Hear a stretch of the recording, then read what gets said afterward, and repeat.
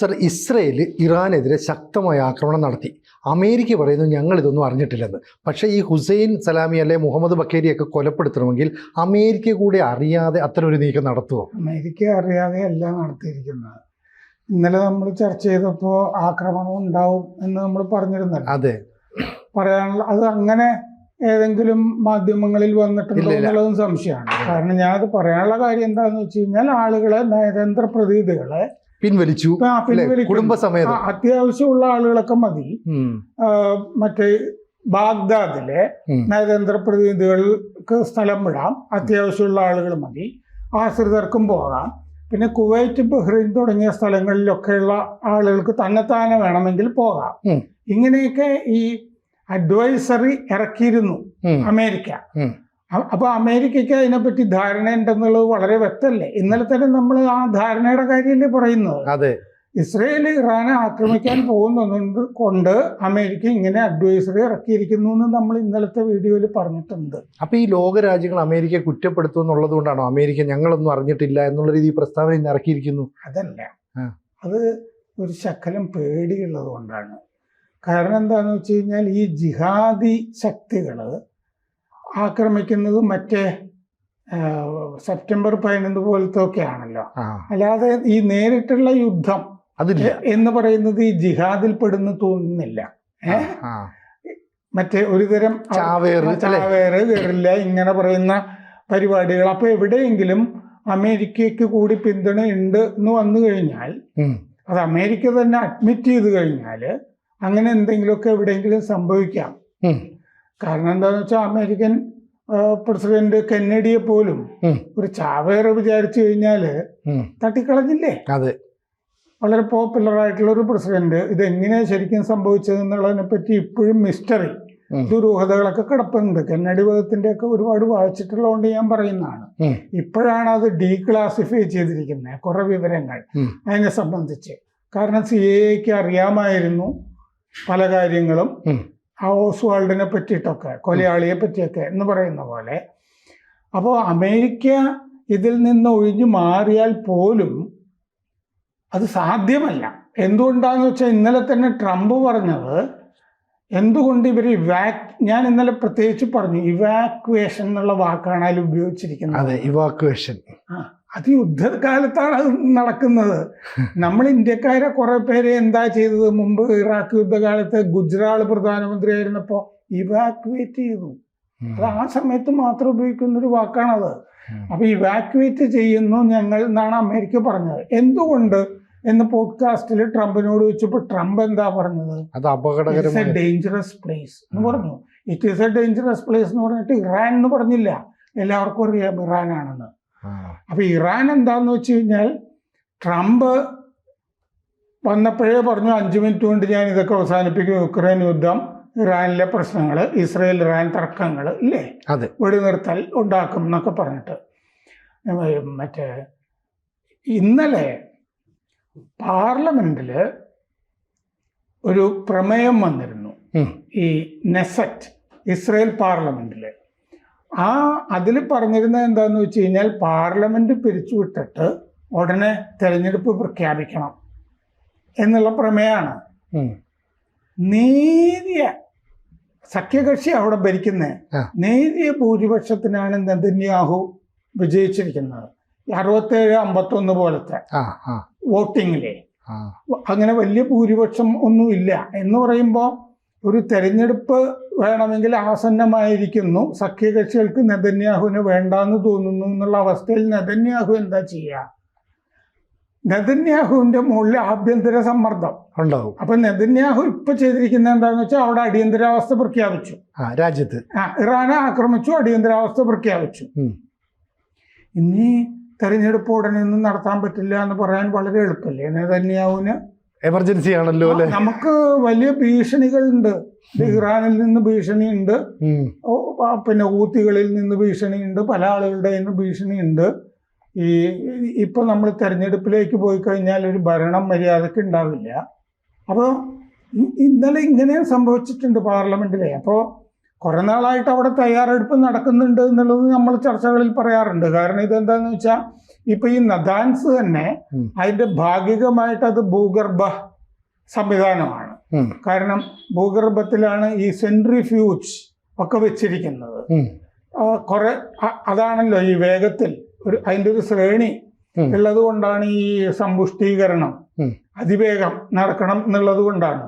അത് ഭൂഗർഭത്തിൽ ആണ്. അപ്പൊ ഇതൊക്കെ കണ്ടെത്തി നശിപ്പിക്കണം എന്നുണ്ടെങ്കിൽ നമ്മൾ പറഞ്ഞിരുന്നൊരു കാര്യം, അമേരിക്കയുടെ കൂടി സഹായം വേണം. ബോംബറുകൾ ഇപ്പോ ഡിഗോ ഗാർഷ്യയില് അല്ലേ, അമേരിക്കൻ ബോംബറുകളുണ്ട്. 8 താവളങ്ങളുണ്ട് ഗൾഫിലെ. അപ്പോ ഇതില് ഈ ആക്രമണത്തിൽ ഡിഗോ ഗാർഷ്യയിൽ നിന്നുള്ള ബോംബറുകൾ പങ്കെടുത്തിട്ടില്ല എന്ന് എന്താ ഉറപ്പ്? ഒരുറപ്പുമില്ല. അപ്പൊ അവിടെ സജ്ജമായി നിൽക്കുന്ന വിമാനങ്ങളൊക്കെ ഇതിൽ പങ്കെടുത്തേക്കാം. കാരണം എന്താന്ന് വെച്ച് കഴിഞ്ഞാൽ നമ്മൾ എത്ര വാർത്ത വായിച്ചാലും ഇത് ഏതൊക്കെ വിമാനം എങ്ങനെയൊക്കെയാ ചെയ്തതെന്ന് പറഞ്ഞ് ഇതിന്റെ പ്രക്രിയ ഉണ്ടല്ലോ, ഓപ്പറേഷൻ റൈസിംഗ് ലയൺ എന്നാണല്ലോ ഈ ഓപ്പറേഷന്റെ പേര്. ഓപ്പറേഷൻ റൈസിംഗ് ലയണിൽ എങ്ങനെയാണ് ചെയ്തത്, ഏതൊക്കെ വിമാനങ്ങളാണ് പങ്കെടുത്തത്, ഏതൊക്കെ താവളങ്ങളിൽ നിന്നാണ്, എങ്ങനെയാണ് ഇറാനിൽ ഏതൊക്കെ രാജ്യത്തിന്റെ മുകളിൽ കൂടിയാണ് പറന്നത് എന്നൊക്കെയുള്ള വിവരങ്ങളുണ്ടല്ലോ. ഇതൊന്നും വന്നിട്ടില്ലല്ലോ. ഇത്തരം ക്രൂഷ്യലായിട്ടുള്ള സൂക്ഷ്മമായിട്ടുള്ള വിശദാംശങ്ങൾ വന്നിട്ടില്ല. അത് വരാത്തപ്പോൾ തന്നെ എനിക്ക് സംശയം അമേരിക്കൻ ബോംബറുകൾ ഈ ഭൂഗർഭ സംഭവമൊക്കെ ആണല്ലോ ലൊക്കേറ്റ് ചെയ്തതൊക്കെ നേരത്തെ ചെയ്തിട്ടുണ്ടാവും. മാത്രമല്ല ഇത് സൈനിക കേന്ദ്രങ്ങൾ, ഇയാളുടെ വലങ്കൈ ഗമനയുടെ ഉപദേഷ്ടാവിനെ കൊന്നിരിക്കുന്ന വീട് തകർത്തിട്ട. അപ്പൊ ഭയങ്കര കൃത്യമായ ടാർഗറ്റ് തകർത്തിരിക്കുകയാണ്. ആ ടാർഗറ്റ് കൃത്യമായിരുന്നു അല്ലേ? ആ സമയത്ത് അയാള് വീട്ടിലായിരിക്കും ഉണ്ടാവും. മറ്റേത് എന്താന്ന് വെച്ച് കഴിഞ്ഞാല് അണ്ടർഗ്രൗണ്ടിലൊക്കെ ആയിരിക്കും അല്ലേ? മറ്റേത് ഈ കമാൻഡ് സെന്റർ ഹെഡ്ക്വാർട്ടേഴ്സിലെ റെവല്യൂഷണറി ഗാർഡ്സിലെ IRCG ഈ റെവല്യൂഷണറി ഗാർഡ്സിന്റെ ടെഹ്റാനിലെ ആസ്ഥാനത്ത് എല്ലാവരും ഇരിപ്പുണ്ടായിരുന്നു. കമാൻഡർമാരും ഒക്കെ, 2 ശാസ്ത്രജ്ഞന്മാരും ഒക്കെ കൊല്ലപ്പെട്ടിട്ടുണ്ട്. പക്ഷെ ഈ വലങ്കൈ എന്ന് പറയുന്ന ആളുണ്ടായിരുന്നത് വീട്ടിലാണ്. അപ്പൊ അതിനെപ്പറ്റി ധാരണയുണ്ടല്ലോ ഇയാൾ ആ സമയത്ത്. ഇല്ലെങ്കിൽ ഈ വീട്ടില് മറ്റേ ഭാര്യയും പിള്ളേരും മാത്രമാണെങ്കിൽ അവിടെ ആക്രമിച്ചിട്ട് കാര്യമില്ലല്ലോ. അയാൾ അവിടെ ഉണ്ട് എന്നുള്ള സൂക്ഷ്മ വിവരമുണ്ട് അവിടെ. കാരണം ഇറാനിൽ ധാരാളം വിമതന്മാര് ഖമനേയിയുടെ ഭരണത്തിന്, മതഭരണത്തിനെതിരെ നിലകൊള്ളുന്നവരുണ്ട്. അങ്ങനെയാണല്ലോ നേരത്തെയും അവിടെ പ്രസിഡന്റിന്റെ സ്ഥാനാരോഹണത്തിൽ പങ്കെടുക്കാൻ പോയ ഹമാസിന്റെ നേതാവ് കൊല്ലപ്പെട്ടില്ലേ ഗസ്റ്റ് ഹൗസില്? അതെ എന്ന് പറയുന്നത് പോലെ ഉള്ള പരിപാടികളാണ്. അപ്പൊ അമേരിക്ക ഞങ്ങളില്ല എന്ന് മറ്റേ മാർക്കോ റൂബിയോ പറഞ്ഞിട്ടുണ്ട്, സെക്രട്ടറി. പക്ഷെ അത് ആരും വിശ്വസിക്കില്ലല്ലോ ലോകത്ത്. കാരണം ഇത് തകർക്കണം, അമേരിക്കയ്ക്ക് വിവരം ഉണ്ടായിരുന്നു എന്നുള്ളത് നമ്മൾ ഇന്നലെ തന്നെ പറഞ്ഞു കഴിഞ്ഞു അല്ലേ? അമേരിക്കയ്ക്ക് വിവരം ഉള്ളത് കൊണ്ട്.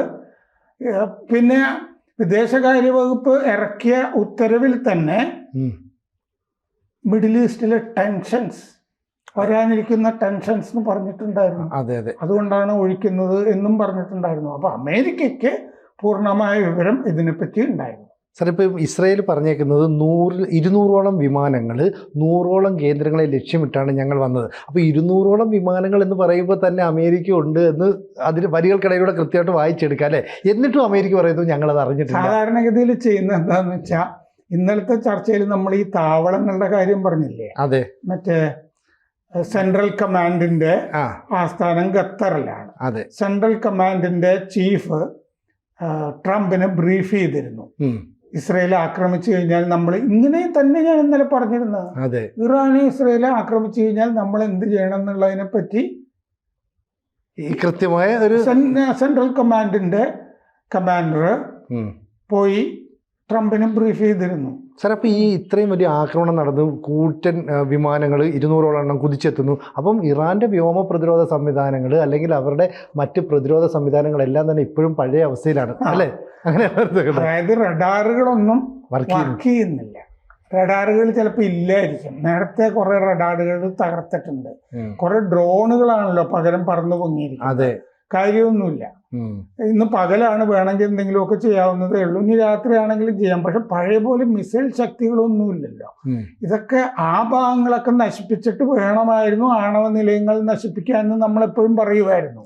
ഇനി ആണവ നിലയങ്ങളിലായിരിക്കും ഫോക്കസ് ചെയ്യുന്നത് എന്ന് നമ്മൾ നേരത്തെ പറഞ്ഞിരുന്നതാണ്. അപ്പോ ഈ 200 വിമാനത്തിന്റെ കാര്യം പറഞ്ഞില്ലേ അല്ലേ? അത് ആക്രമണം നടത്തണം എന്നുണ്ടെങ്കിൽ ഇതിന് റീഫ്യൂവലിംഗ് തുടങ്ങിയ കാര്യങ്ങളൊക്കെ വേണം അവിടെ നിന്ന്, ഇസ്രയേലിൽ നിന്ന് വരുന്ന വഴിക്ക്. അങ്ങനെയാണെങ്കിൽ ചെയ്യുന്നത് എന്താന്ന് വെച്ച് കഴിഞ്ഞാൽ ഖത്തർ, ഇറാഖ്, സൗദി തുടങ്ങിയ രാജ്യങ്ങളൊക്കെ ഇല്ലേ താവളങ്ങൾ, അമേരിക്കയുടെ ഏറ്റവും കൂടുതലുള്ളത് ഇറാഖാണ്.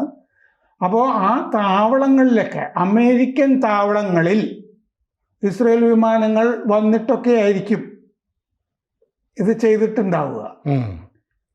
അപ്പോൾ ആ അമേരിക്ക കൃത്യമായിട്ട് ഇതിൻ്റെ അകത്ത് പങ്കെടുത്തിട്ടുണ്ട് എന്നുള്ളത് ഇറാന് കൃത്യമായിട്ട് അറിയാം. അതിലൊന്നും ഒരു സംശയമില്ല, നമുക്കറിയാവുന്നതുപോലെ. ഇപ്പൊ അമേരിക്കയ്ക്കുള്ളിൽ ഇപ്പൊ ആഭ്യന്തരമായിട്ട് ഒരുപാട് പ്രശ്നങ്ങൾ നിൽക്കുകയാണ്. ലോക രാജ്യങ്ങളുടെ മുമ്പിൽ തന്നെ അവർ നാണം കിട്ടും, ഇവിടെ ലോസ് ഏഞ്ചൽസിൽ പ്രശ്നം ഉണ്ടാകുന്നു എന്നൊക്കെ പറയും. അപ്പോൾ അതിൽ നിന്ന് ശ്രദ്ധ തിരിക്കാൻ വേണ്ടിയിട്ട് അമേരിക്ക നടത്തിയ ഒരു നീക്കമാണ് എന്ന് കൃത്യമായിട്ട് ഇറാനും അറിയാമായിരിക്കില്ലേ? കാരണം ഇതിനകത്ത് പശ്ചിമേഷ്യയിൽ ഒരു സംഘർഷം ഉണ്ടായാൽ അറ്റൻഷൻ മുഴുവൻ അങ്ങോട്ടേക്കല്ലേ വരിക? അങ്ങനെയല്ല. എന്താന്ന് വെച്ച് കഴിഞ്ഞാൽ ട്രംപിന് കൃത്യമായിട്ട് അമേരിക്കയ്ക്കും നേരത്തെ 2 ചേരി പെന്റഗണിൽ ഉണ്ടായിരുന്നു എന്ന് ഞാൻ പറഞ്ഞിട്ടുണ്ടല്ലോ. ഇത് നമ്മൾ ഇസ്രയേൽ ഏതായാലും ആക്രമിക്കാൻ പോവുകയാണ്, നമ്മൾ അതിന്റെ കൂടെ നിൽക്കണോ വേണ്ടിയോ? കാരണം നമ്മളൊരു ചർച്ച മസ്കറ്റിൽ ഞായറാഴ്ച ചർച്ച തീരുമാനിച്ചിരുന്നതാണ് ഇല്ലേ? 6ാം ഘട്ട ചർച്ച തീരുമാനിച്ചിരുന്നതാണ്. അപ്പൊ ഖമനയി വ്യക്തമാക്കി കഴിഞ്ഞു, ഞങ്ങൾ ഈ പരിപാടിക്കില്ല എന്നുള്ളത് ആവർത്തിച്ച് പറഞ്ഞുകൊണ്ടേയിരിക്കുന്നുണ്ട്. ഇത് ആഭ്യന്തര സമ്മർദ്ദങ്ങൾ ഇന്നലെ മറ്റേ നമ്മൾ ചർച്ചയിൽ പറഞ്ഞതാണല്ലോ, നെതന്യാഹുവിന്റെ കാര്യം പറഞ്ഞിട്ട്. അപ്പൊ അവിടെ ഇന്നലെയും പാർലമെന്റിൽ വോട്ടെടുപ്പ് നടന്നാണ്, ഉടനെ തെരഞ്ഞെടുപ്പിന് പോകണമെന്ന് പറഞ്ഞപ്പോ. അപ്പൊ നെതന്യാഹുവിനെ ഇവിടെ തുടരണമെന്ന് ആഗ്രഹമുണ്ടല്ലോ. അപ്പൊ അവിടുത്തെ 2 രാജ്യങ്ങളിലെ ആഭ്യന്തര സമ്മർദ്ദങ്ങൾ അമേരിക്കക്കെതിരാ. അമേരിക്ക പറയുന്ന വെടിനിർത്തലിന്റെ കൂടെ നിൽക്കാനുള്ളതല്ല. കാരണം ഗാസയിൽ വീണ്ടും ആക്രമണം തുടങ്ങിയല്ലോ. അപ്പൊ അമേരിക്കയുടെ നിർബന്ധത്തിന് വഴങ്ങാൻ ഈ 2 കക്ഷികൾക്ക് വേണ്ടായിരുന്നു അമേരിക്കയെ. ഇസ്രയേലിനും വേണ്ട, ഇറാനും വേണ്ട, ഏത് സമാധാന ചർച്ചയ്ക്ക് വേണ്ട എന്നാണ് ഞാൻ പറയുന്നത്. അപ്പൊ അതിൻ്റെ ഇടയ്ക്ക് മറ്റേ മിഡിൽ ഈസ്റ്റ് എൻവോയ് ഉണ്ടല്ലോ അവർക്ക്, മറ്റേ അടുത്ത റിയൽ എസ്റ്റേറ്റ് കച്ചവടക്കാരൻ അമേരിക്കയിൽ ട്രംപ് കഴിഞ്ഞാലുള്ള അല്ലേ? അപ്പോ എല്ലാവരും തമ്മിൽ ചർച്ച നടന്നിട്ടുണ്ട്, നെതന്യാഹുവായിട്ടൊക്കെ ചർച്ച നടന്നിട്ടാണ് ഇത് ചെയ്തിരിക്കുന്നത് എന്നുള്ളത് വളരെ വ്യക്തമാണ്. അപ്പോൾ ഈ അമേരിക്ക വേറെ ലോസ് ആഞ്ചലസ് തുടങ്ങിയ കാര്യങ്ങൾ കൊണ്ടൊന്നും അല്ല ഞാൻ പറയുന്നത്. ഇസ്രയേൽ ഇത് ചെയ്യുമായിരുന്നു, ഇറാൻ ഇത് ഏറ്റുവാങ്ങുകയും ചെയ്യുമായിരുന്നു. കാരണം ഇറാൻ പറഞ്ഞുകൊണ്ടിരിക്കുന്ന ഇപ്പോഴും ഞങ്ങൾ ജിഹാദ് നടത്തുന്നതാണല്ലോ. 2020 മറ്റേ സുലൈമാനി IRGCയുടെ ചീഫ്, റവല്യൂഷണറി ഖുദ്സ് ഫോഴ്സിന്റെ ചീഫ് സുലൈമാനി 2020 ജനുവരിയിൽ ഡ്രോൺ ആക്രമണത്തിൽ ബാഗ്ദാദ് എയർപോർട്ടിന്റെ അടുത്ത് കൊന്നിരുന്നു. അതിന്റെ മയ്യത്ത് നമസ്കാരത്തില് ഇന്ന് കൊല്ലപ്പെട്ട ഈ IRGCയുടെ മേധാവി ഹുസൈൻ സലാമി മയ്യത്ത് നമസ്കാരത്തിൽ പ്രസംഗിച്ചിരുന്നു, നമ്മളിതിന് പകരം വീട്ടു, നമ്മൾ ജിഹാദ് നടത്തും, അമേരിക്കയെ പാഠം പഠിപ്പിക്കും. അത് അമേരിക്കയാണല്ലോ നടത്തിയ ഖത്തറിൽ നിന്ന് ഉള്ള ഡ്രോൺ ആക്രമണമായിരുന്നു എന്ന് മയ്യത്ത് നമസ്കാരത്തിൽ പറഞ്ഞിരുന്നതാണ്. ഇവരെല്ലാവരും ജിഹാദ് വർത്താനം പറയാറുണ്ട്. മറ്റേ ആളും പറഞ്ഞിട്ടുണ്ട്, ഈ വലങ്കയായിരിക്കുന്ന ഖമനയുടെ കൊല്ലപ്പെട്ട അയാളുടെയും ജീവചരിത്രവും കാര്യങ്ങളും ഒക്കെ വായിക്കുകയാണെങ്കിൽ പറഞ്ഞിട്ടുണ്ട്. ഇവരെല്ലാവരും എഞ്ചിനീയറിംഗ് പഠിച്ച ആളുകളാണ്. ഈ കൊല്ലപ്പെട്ട 2 പേരും എഞ്ചിനീയറിംഗ് പഠിച്ച ആളാണ്, എഞ്ചിനീയർമാരാണ്. പക്ഷെ ഇവരെല്ലാവരും ഇറാൻ യുദ്ധം ഉണ്ടല്ലോ, പഴയ യുദ്ധത്തിൽ പങ്കെടുത്തിട്ടുണ്ട്. 1979 ഷായ്ക്കെതിരായ വിപ്ലവത്തിൽ പങ്കെടുത്തിട്ടുണ്ട് ഇറാനില് ചെറുപ്പകാലത്ത്. ആ കാലത്ത് തന്നെ ഇവർ ഈ ജിഹാദ് നടത്തുന്നുണ്ട്, ആളുകൾ റാഞ്ചി കൊണ്ടുപോകുന്ന ഈ പരിപാടി എന്ന് പറഞ്ഞാൽ അവർക്ക് ജീവിതത്തിൽ അറിയാവുന്നത് ആകെ എന്താണ്? ജിഹാദ് ആണ്. സമാധാനം പറഞ്ഞാൽ മനസ്സിലാവില്ല. അതുകൊണ്ടാണ് മലർന്നു കിടന്ന് ഏറ്റുവാങ്ങിക്കൊണ്ടിരിക്കുകയാണ് ഇപ്പോൾ. കൂടുതൽ വാർത്തകളും വിശേഷങ്ങളും നിങ്ങളിലേക്ക് എത്താൻ ABC മലയാളം സബ്സ്ക്രൈബ് ചെയ്യുക, ബെൽ ബട്ടണും അമർത്തുക.